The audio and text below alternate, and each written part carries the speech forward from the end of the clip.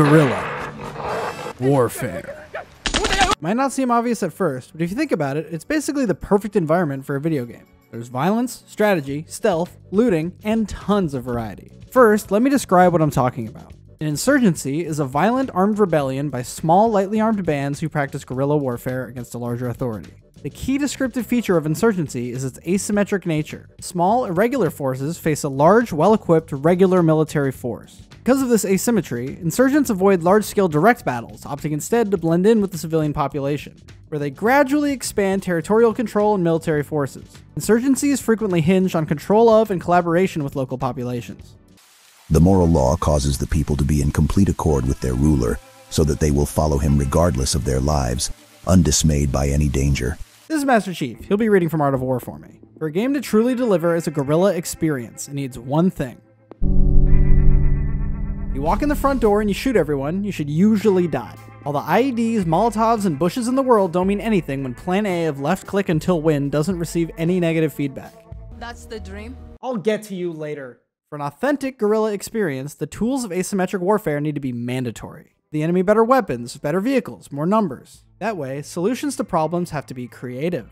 Insurgents globally are known for creative use of minimal material and manpower. What they would do is they would set up 10 mortar systems in like one location. And the day before, they would take each mortar and put it in a bucket of water and then freeze it. So what they would do is they would set up like 10 mortar tubes, get them relatively zeroed, and then bail. And then throughout the day, as the ice begins to melt, the mortars start sliding down the tubes and going off. If the US does counter battery fire, there's nothing there to hit. They hit a bunch of empty mortar tubes. I guess, yeah. Another staple is the use of hit-and-run tactics. For it to work in games, it's important to have priority targets that can be engaged without having to take on an entire force.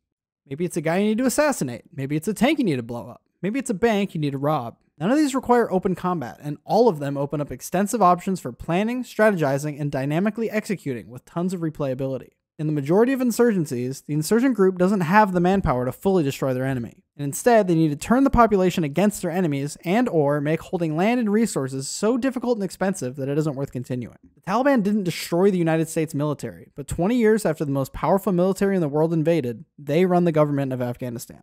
Few AAA games have done a great job with this topic, but if any has, it's Ghost of Tsushima. One of the central themes of the game is how its protagonist, Jin Sakai, deals with the idea that he needs to violate his own code of honor to win against the people invading his country. The game doesn't just do this in the story, however. It has a fantastic combat system, but on its highest difficulty, it is brutal. Enemies can kill you extremely quickly, which gives you carte blanche as the player to abuse every tool you have access to. Simple combinations like smoke bombs and chain assassinations allow you to get 3 kills per bomb with basically no risk of damage from the enemy. While this might seem boring or unfair on the surface, look how many enemies you're up against. Same applies to stealth. Walking in the front door and announcing your presence is a mechanic in this game, and if you have the skill, you can do it. But for most people, scaling the sides, poisoning archers, and slipping a tanto into unaware guards is vital to success. It also feeds the other way. If 6 guards are together, I can shoot 1 in the head, chain assassinate 2, finish off a terrified 3rd, and shoot another in the head all before I even pull out my sword. This allows for gameplay variety, encourages the use of tools, and reinforces the theme all at the same time. Rapidity is the essence of war. Take advantage of the enemy's unreadiness, make your way by unexpected routes, and attack unguarded spots. Compare this to Spider-Man PS4. That game has stealth and tools as well, but the combat isn't nearly as challenging, and the stealth is basically automated. It literally tells you when it's safe to attack. Which means when it comes to encounters, your options are to use the pretty fun combat system, skip past it using boring stealth, or spam gadgets to get it all over with faster. It's also worth mentioning that in Ghost of Tsushima, it's possible to break contact and get back into stealth after a fight has been started. This allows you to take fights with small groups, disappear, and return to strike at another weak point. Hit and run, would you look at that? Far Cry 2 isn't a game about insurgency, but it's absolutely filled to the brim with guerrilla tactics. As a gun for hire in a fictional African country, you're here to find this guy and kill him. Just about everyone you run into is trying to kill you. This isn't just set dressing like in other games. In the game's infamous difficulty, you can get gunned down pretty quick, and before the PC version made the horrific mistake of adding quick saves, traveling the map and managing your life was a major mechanic. The only way to save on release is clearing out safe houses throughout the map, and fast travel is limited to these bus stations. This may sound boring to some, and to some it is, but you won't be traveling alone. Throughout the map are checkpoints, and more dangerously, the roads are patrolled by hostile factions. Many of them with 50 cals mounted to the back of their jeeps, meaning the time between your detection and your death can be rapid. This incentivizes staying away from roads and using the environment to get around enemies. You can also use the environment to stage attacks, pop shots from the tree line to soften your advance, launch mortars from a hill, or predict movements. Enemies in this game don't just sit behind cover and fire at you, and they don't run at you in a straight line. They spread out, they flank, and they communicate with each other. Let me share some anecdotes, and unfortunately I lost the clips. I was driving down a path when I locked eyes with an enemy machine gun. I turned my vehicle into a nearby rock so I could use it and my car for cover. Realizing they would come to me eventually, I threw an IED down next to the car and used the rock as cover to make it to the wood line. I waited until I saw one of them cross the car, and I detonated it. I don't know how many died of the explosion, and how many died in the fire it caused, but they all died. That's what mattered. I was driving and came head-on with a vehicle with a gun turret. I jumped out and quickly drew my sidearm to fire at the gunner. That didn't work, so I pulled out the rifle I had scavenged from a nearby battle. I only got a few rounds off, but it took out the gunner. Fortunately, the gun exploded in my hands, so I drew my empty pistol and realized my mistake. After taking a round or two, I ripped out my machete and killed the driver with it, knocking him to the ground and finishing him off. I pulled out my pliers, ripped the bullet out of my leg, and looked around. I'd overstayed my welcome. It was time to move. This kind of grittiness is a rarity in games like these. Even in later entries to this series, all of it serves to make moving further into the jungle tense and dangerous. The further you are from a safe house, the lower your ammo count gets, the rustier your gun gets, the lower on syringes you get, the more progress you'll lose if you die. Tied into that system is buddies. One of the characters you didn't choose to play as at the beginning can be rescued and turned into your buddy. On occasion, you'll bump into these guys at safe houses, and when you go down in combat, they'll cinematically drag you to a safer location. In a way, this functions as an extra life, which helps soften the punishing save system. However, these buddies are people too, so in the aftermath of saving you, they can get shot, and it costs one of your threats to heal them. And if you don't have one, the game tells you that if you don't have a syringe, you can leave them to their fate. Or press 2 to pull out your sidearm. But it's not just the game telling you that. The buddies will beg you to kill them, and it's kind of hard to watch. And the game is so geniusly designed that even though they don't have a ton of character, you'll still be emotionally invested, because to even be in this situation, they had to have saved your life. And mechanically, if you're seeing this, it means the game's about to get harder for you, because they won't be around to save you next time. We're going to talk about other games that feature a much more story connection between you and your allies, but I think most of them pale in comparison to the mechanical utility and vibe that these buddies provide. Another place this foundation excels in is making tough decisions. The game has limited weapon slots, but different weapons fit in different slots, so the combinations can be more specialized or more broad. You can't cover everything at once. Snipers and basic assault rifles occupy the same slot, so if you want to make precision shots at range, you'll have to sacrifice your bread and butter to extend your reach. IEDs occupy the pistol slot, so if you bring a sniper and bombs, you'll want something like a 249 in your special slot to fight in close quarters, but that means no rocket launcher. You can bring a mortar with you, and while it's a pretty powerful weapon, its use is really unintuitive, so you need to find your own rule of thumb for sighting it. You can use your map or try to use your sniper scope, but that means you'll need the sniper. See how many considerations there are? Tactics aside for the moment, let's look at a more social revolution. Watch Dogs Legion is a game that has a compelling setup for an insurgency. Large tech companies with third-party help frame a hacker group for a false flag parliament bombing. They use this attack as an excuse to ramp up police presence and essentially convert the United Kingdom into a police state. Of course, we can't be killing police officers, so they've all been replaced with a private security firm. There's gotta be a joke here about using private contractors to avoid culpability. The main gimmick this time is that you can play as anyone, and when everyone's playable, no one will be. Plus, it's Ubisoft, so nothing interesting will be done with this on a gameplay level. Almost every ability is a small piece of what the last two protagonists could do, so unless the character has a silenced pistol or a nice rifle or something, you won't care who you're playing as. There's also no coordination, no Legion, as it were. EMT isn't a healer when there's no one to heal, and the concept of a getaway driver sort of requires the minimum of 2 people. Despite the story telling you over and over again, along with the ChatGPT generated skinwalker people you play as constantly jerking each other off about how evil the bad guys are, you won't see them doing much actual harm around the game world. You'd think an authoritarian police state would put down protests and clean up graffiti a bit more, but they're just as inclined to watch it happen with blank stares than they are to do anything about it. Not that any of them are particularly motivated to do their job, considering if you gun down someone who bullied them in high school or something, they'll immediately join your insurgent terrorist group, and be perfectly willing to murder people they worked with yesterday. Wait, why are you here? This game suffers from tonal whiplash, where it has split-second moments of seriousness that are punctuated by shitty jokes by a British robot. You know, statistically speaking, smoking is more likely to kill you than any DedSec op. So, statistically speaking, this should make me harder to kill. You're playing on permadeath and you lose a character you've played with for 10 hours, or Aiden Pierce gets gunned down or something, this motherfucker will dab on his corpse with the worst fucking joke you've ever heard. Unfortunately, that piece of your heart isn't the only thing that died. Anyway, you're up. Watch Dogs 2 abandoned the first game's dark tone, but at least it had a decency to commit to its tone. Legion is the perfect example of a game that doesn't take the correct tact with its subject matter, and it has dark moments, but it never commits to the dystopia. Games in this genre don't like how blurred the line between freedom fighter and terrorist is, and they try to make the good guys so overtly the good guys that they eliminate the drama and moral dilemmas that this premise creates. Watch Dogs Legion is the worst of the batch in my opinion, because it has the world to support the social parts of a revolution, but it doesn't bother with it.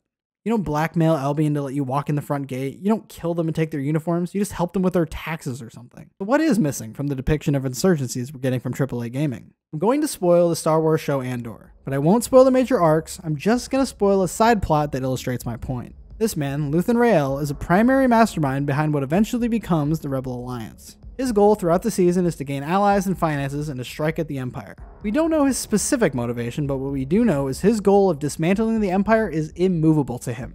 No sacrifice is too great, and nothing will stop him. Part of the way through the season, he tries to convince a partisan leader, Saw Gerrera, to provide air support to a separatist group led by someone named Anton Krieger. Saw rejects him because of their differences in politics. They're lost! All of them lost! Lost! A while after this, Luthen is made aware that the ISB, the Empire equivalent of the CIA, is aware of the upcoming attack because of a mole Luthen has in their organization. Next time Luthen meets with Gerrera, he has changed his mind and decides he wants to help Krieger after all. Luthen tells the truth to Gerrera. He's going to let Krieger go straight into an ambush in order to protect his source. This is a cold-blooded calculation, yes, but that doesn't mean Luthen isn't affected by it. Watch this exchange. 30 men. Plus Krieger. Luthen isn't trying to minimize what he's doing. He's fully aware that these men's lives are in his hands, and he feels the weight of each of them. It's a compelling question. Would you risk the years you've spent cultivating a source in the heart of your enemy's intelligence network to save 30 men? Plus Krieger. These kinds of choices are perfect on a narrative level, making you ask moral questions and answer for the consequences, or they could be actual mechanical calculations made on a strategy level. Maybe in a hypothetical game, you can get sources for enemy intelligence, but taking overt action based on them puts them at risk. Another moment I want to look at is from the intro to Rogue One. Cassian Andor gets information from a spy that an important member of the Empire is defected. Soon after, they're forced to flee and the spy is falling behind. Andor shoots the informant to protect the intelligence. You can make an ethical argument that the Empire would torture him and he's protecting him from that, but I think that is a rationalization that comes afterward. Andor saw that the intelligence was at risk, so he killed his ally in cold blood. That isn't meant to paint Andor as an immoral person, but it gives the audience the opportunity to ask questions. The Empire is certainly more evil than any version of the rebellion, but what lines are too far to cross, even for a heroic cause? If you ask the writers of Far Cry 6 what single word defines it, they would almost certainly say guerrilla. A guerrillero's revolution never ends. A good guerrilla is a hidden guerrilla. What? Guerrillas live, kaboom! Train, and black market dealers. These safe havens got everything a guerrilla needs. And while the story insists you're a struggling band of fighters and the weapon upgrades are assembled from random bits of garbage Fallout 4 style, gameplay and writing could not fail to deliver this tone any harder. On occasion, we will see violence committed by the antagonist, Gustavo Muzzle Fringolini, and it's usually got a genuine horror to it that I kind of respect.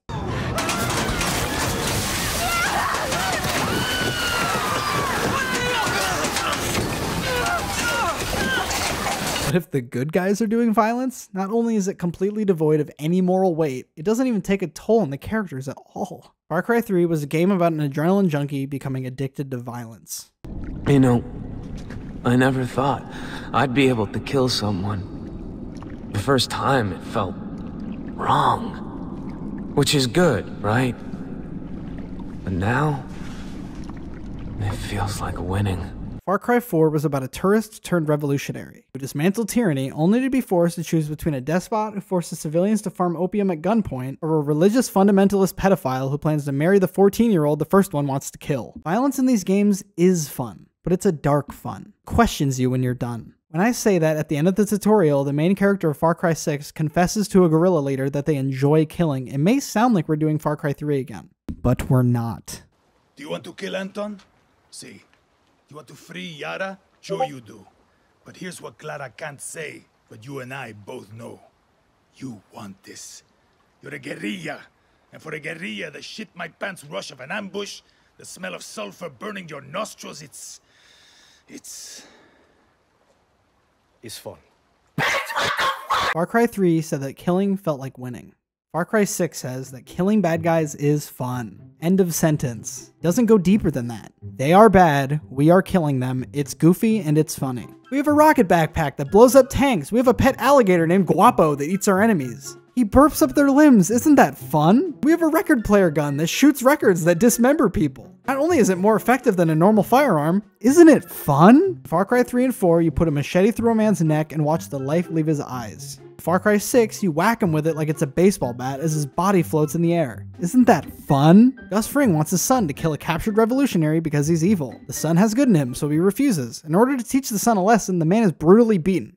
Wait, you can unlock a crippled wiener dog who distracts enemies with how cute he is. Isn't that fun? Tone isn't just inconsistent for the series, it's inconsistent within minutes of itself. The fun cutscene and the torturing a dude in a jail cell cutscene happened back to back. Even if the tone was there, the gameplay doesn't deliver either. This game shares more DNA with Destiny than it does with Far Cry, in inexplicable ways. The game literally lets you ult, there's a third-person mission hub, the ammo system is immediately defeated by giving you a flesh round gun and an armor-piercing gun immediately. The game just gives you a custom modified car you could spawn at any time, and ignoring all that, the game is just really easy. Well, it's not that inexplicable. Far Cry 6 was originally designed as a game of service.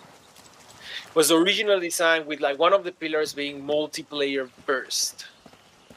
And then we start to see the market going, ooh, a little bit shaky on the game of service. And then the scope of Far Cry 6 was huge. And then Far Cry 6 didn't have a creative director to add to it. And they go like, you know what, let's make just a solid Far Cry.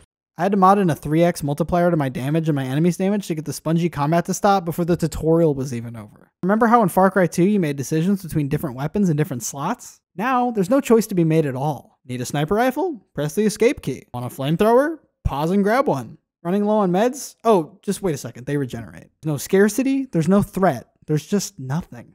On the other hand, let's talk about Homefront: The Revolution. This game was hated at launch for its bad performance and for being budget Far Cry, but it's aged better than you might think. This game is dedicated to its subject matter. Hit-and-run tactics are explicitly encouraged by the game, and implicitly encouraged by its mechanics. There are vehicles, drones, and airships patrolling the streets, and oftentimes you won't have enough resources to take on multiple large engagements without resupply. This means if you dynamically come across an assassination target and you only have one magazine, a pipe bomb, and a Molotov, you might need to throw what you have and save the ammo for enemies in your escape path. The world building is the best I've seen in this genre. There are red no-go zones that have heavy conflict, and there are yellow zones with civilian life going on. The yellow zones push the hit-and-run tactics further, since you can close the distance by blending in with the civilian population. The chase system is similar to the original Assassin's Creed, with a notoriety meter that drains faster and marks hiding spots. And the environmental storytelling? Man, is it good. There are rebel-run clinics with a room off to the side to temporarily house the bodies. Civilians have open sores and cuts on their bodies. Sickly-looking women will offer themselves to you for money. Plywood market stalls and parks will brag that they have the best functioning batteries for sale in Philly. And the music sells all of it. The strings cry for the people that have stopped bothering to.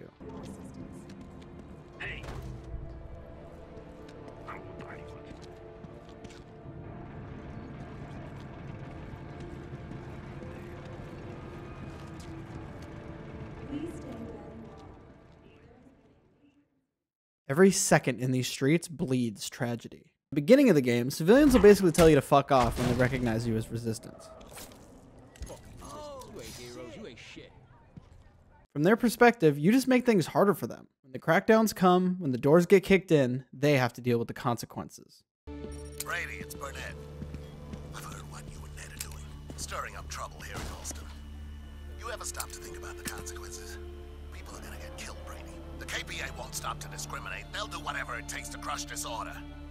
You have no right to risk innocent lives. I don't care how important your cause. You have no right. Many games have a liberation meter or some equivalent. In this game, it's called Hearts and Minds.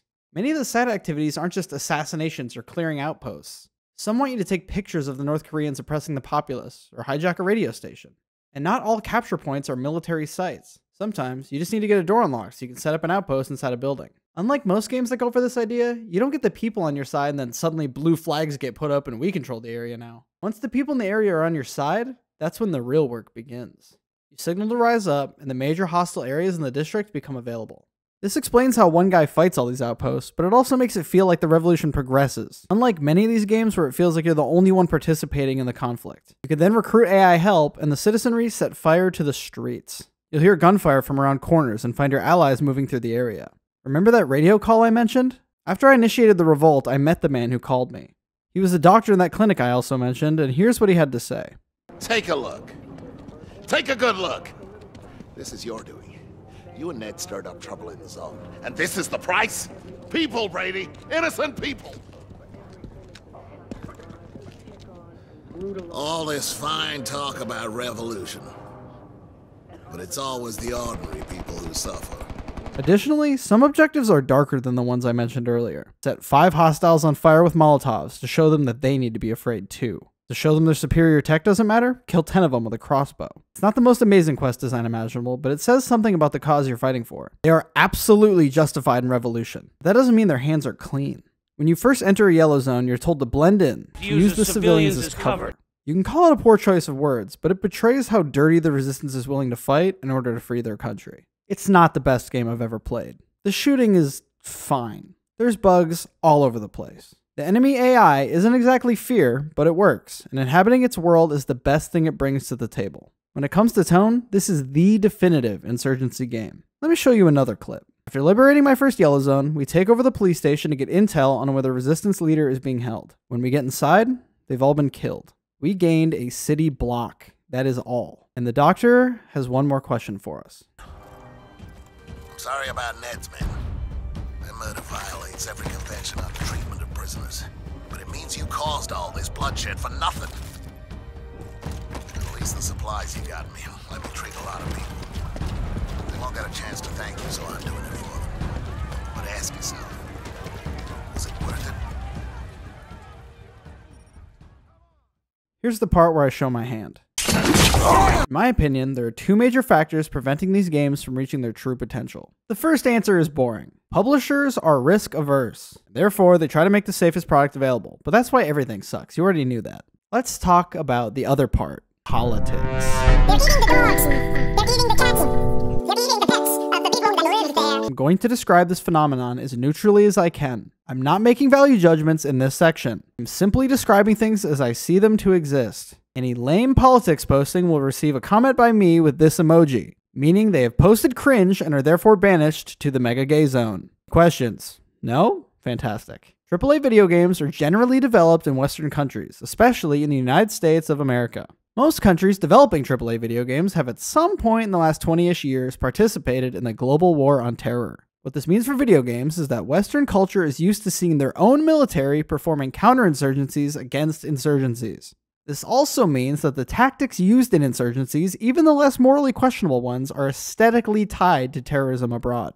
Which means something like Homefront: The Revolution has to have a nonsensical premise. North Korean takeover in Homefront is caused by America's economy downturning to the point that they borrow a bunch of money from North Korea and then default on the debt. Even if that somehow happened in our reality, we would still crush them with military might. But the game has an answer for that too. We bought all our guns from them, and they have a way to turn them off. Okay, I don't believe there would be a mechanism for doing that we wouldn't be aware of, but even then, North Korea is a population of 26 million people. That includes women and children. The state of Texas has 30 million people. Sorry, bro, this is absolutely not happening. The economic downturn the game shows could have just happened. And when the people elected a strongman to try to put the pieces together, he had the other branches of government killed and took power for himself. But that could sound like social commentary, so no dice. Far Cry 5 has a similar problem. Far Cry in America, that's a pretty exciting prospect. A modern American revolution is a cool concept for a game. But wait, we're going to make a game where you shoot American police officers?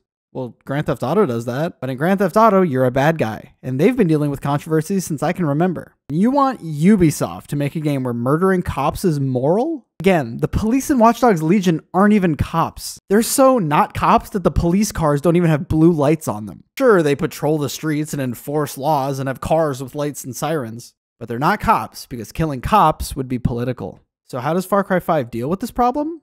Oh, a cult just took over an entire county. Well, couldn't you just call for help? No, they destroyed the phone lines. Okay, well, couldn't you just leave? No, they set up a perimeter. Okay, well, we're fighting a war against them with explosives and rockets and stuff. Couldn't we just find a weak spot in the perimeter and attack it? No. Okay, well, we have access to planes. Couldn't we just fly away? No. But be quiet. Far Cry 5 does do some interesting things with its villains. I don't want to harp on it too much. It's a fun game, but the setup is obviously insane. The funniest part is that you literally play as a cop. Of course, you never have to factor in the law and you constantly murder people, but you use a baseball bat instead of a machete now, so I guess this is legal. And let me make this clear. You don't have to have any political perspective to find this topic engaging or interesting. Any angle can be taken. Doing bad things to succeed. Is it an unfortunate reality we have to accept? Or does using the ends to justify the means mean pushing people away from us and weakening our coalition?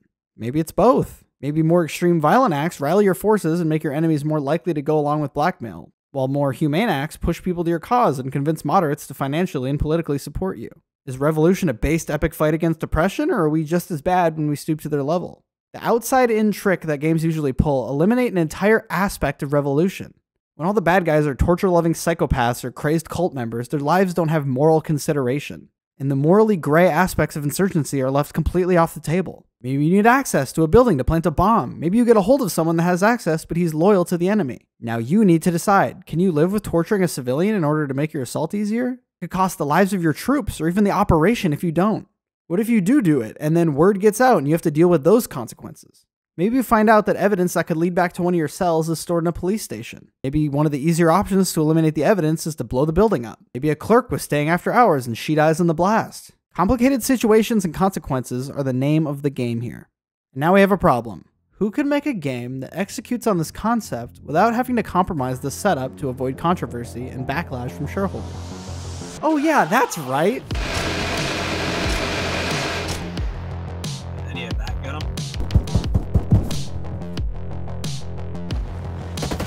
Never mind. Got him. Arma III Antistasi appears to me to be the most detailed insurgency simulator ever created. Two major factions, by default NATO and CSAT, are in conflict over whatever map you picked, and you are the citizenry stuck in the middle. Your goal is to acquire weapons, vehicles, munitions, manpower, and support in order to establish an insurgency and take back your land. Obviously, the base of Arma III being a combat sim comes with a lot of features that make this experience more compelling. This game has extremely long sightlines, multiple very large maps, mixes of urban and rural combat, as well as combined arms vehicle combat. When my 6-man squad armed with SKS rifles had a fast mover fly overhead, the feeling of being hopelessly outgunned was captivating, if not terrifying. The basics of how the game works add to the logistics of Insurgency very well. Without radios, communications with other players and AI teammates cuts off outside of a reasonable range, meaning it's harder to coordinate larger scale ops, and if you want mortar support or something, you'll have to designate methods with your team beforehand. And if something goes wrong, you might not know about it. Similarly, without a GPS, you'll have to do actual land navigation to get from place to place. Especially after surviving tough engagements, I've had trouble figuring out where I even am, and that just draws me in further to the experience. And dear God, do not get stuck out at night without some form of light. Darkness is dark. And all of that is before talking about Arma 3's main selling point, its massive amount of mods. This experience allows for gameplay that dynamically incentivizes almost all the things that I talked about at the beginning. You have a hideout with a leader that's extremely valuable, so you need to keep your base hidden. Your weaponry is limited, and so is your manpower, so most guides for this mode on YouTube encourage you to find some isolated cops and kill them for their weapons.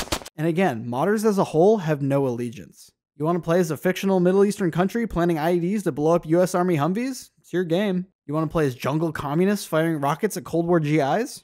Have fun. You want to blow up Russian planes so your fascist revolution can start? It's your hard drive, bro. I don't know. Another thing this mod does very well is portray escalation.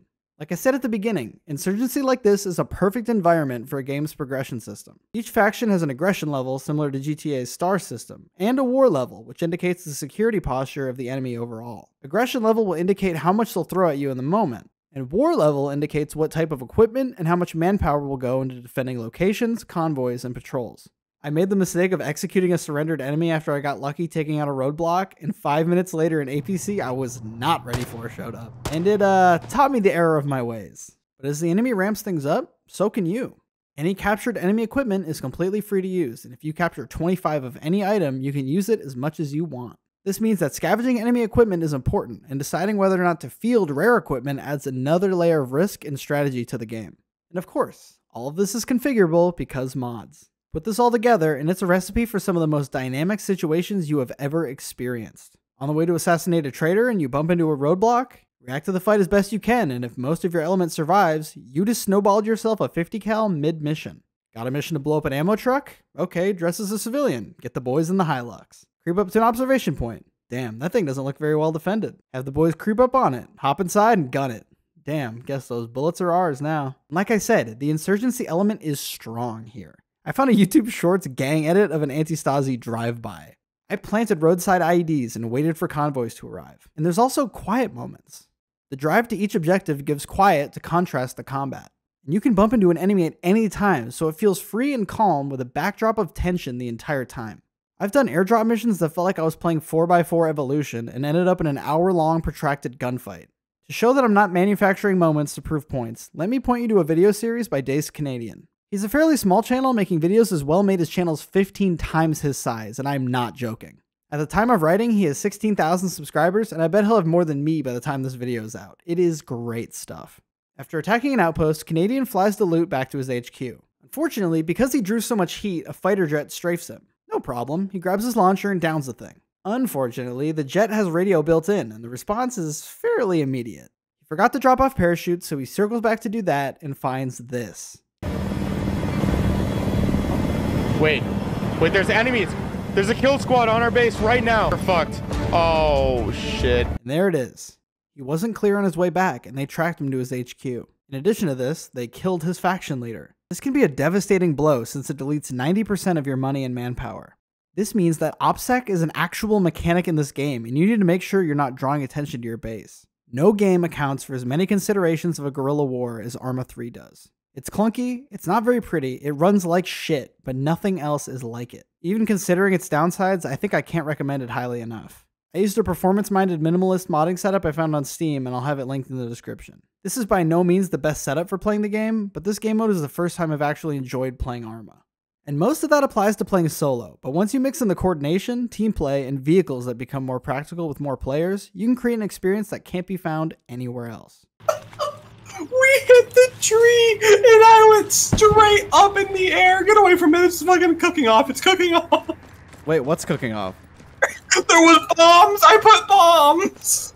Speaking of unique experiences, I need to direct you to one of the funniest YouTube videos I've ever seen in my entire life. This man, Trafalgar, found himself annoyed at a large tribe in Ark using their power to oppress new players on the server. He seemingly took this very personally and vowed to make their lives a living hell. I don't want to spoil this video, so I'll show you some highlights that prove the point that these tactics aren't just set dressing. They can be useful in games that don't necessarily have them in mind. At one point, he finds a gap in their walls where they haven't finished building yet. He gains an extremely long angle on their dinosaurs. He then spends an obscene amount of time firing a revolver with hundreds of rounds in order to do enough damage to take them down, purely out of spite. Let me show you the peak of his power. Toward the end of this campaign, his enemies are playing the game less and less. It's simply not worth being harassed so significantly.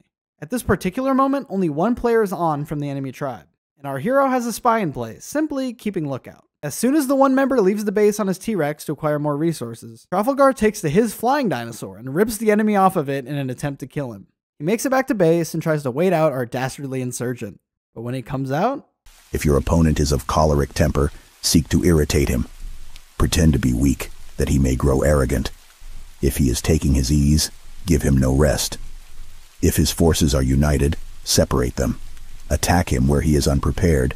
Appear where you are not expected. If you've seen this video, you're waiting for me to bring up the fertilizer, but I won't spoil. I highly recommend checking out this video, and it'll be in the description. It's Kino, I promise. Okay, one more. This video by Harvest Z is a one-life event in the game Project Zomboid.